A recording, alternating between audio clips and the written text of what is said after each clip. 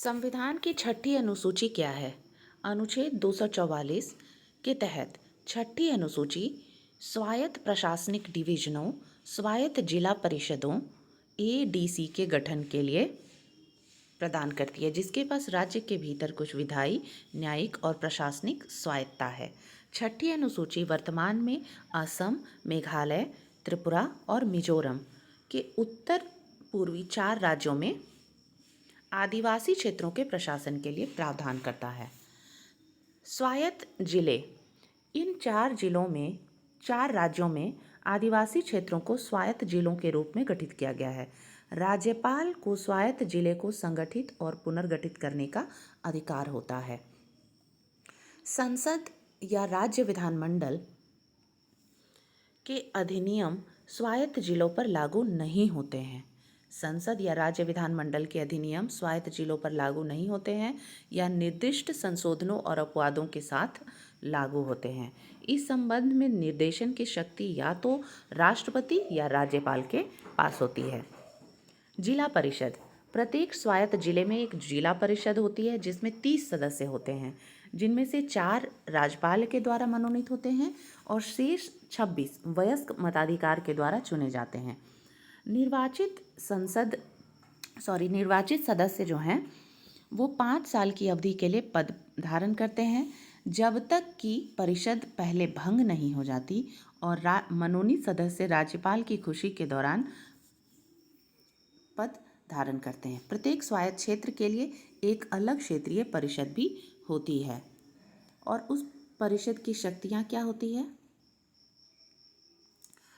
परिषद की शक्तियाँ, जिले और परिषदें अपने अधिकार क्षेत्रों के लिए क्षेत्रों का प्रशासन करती है। वे भूमि, जंगल, नहर के पानी, झूमखेती, ग्राम प्रशासन, संपत्ति की विरासत, विवाह, तलाक, सामाजिक रीति रिवाजों जैसे कुछ विशिष्ट कानूनों पर कानून बना सकती है, लेकिन ऐसा कानून राज्यपाल की सहमति की आवश्यकता होती है ऐसे कानून के लिए।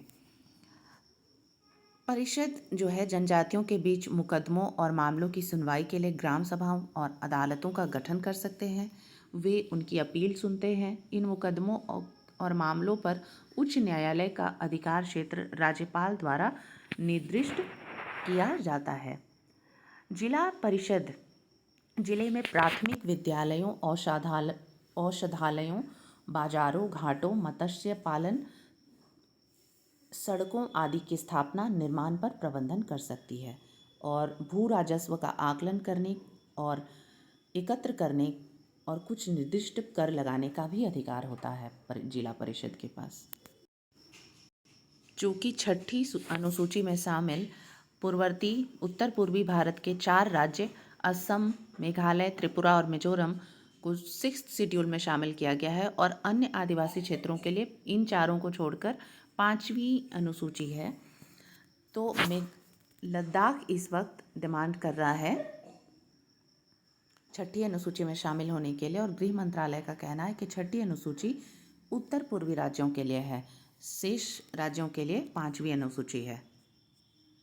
और लद्दाख को लगता है कि अगर वो शामिल हो गया तो उन्हें काफ़ी कुछ सहूलियतें प्राप्त हो जाएंगी इस अनुसूची में शामिल होने के बाद उनके राज्य को, यानी कि यूनियन टेरिटरी को।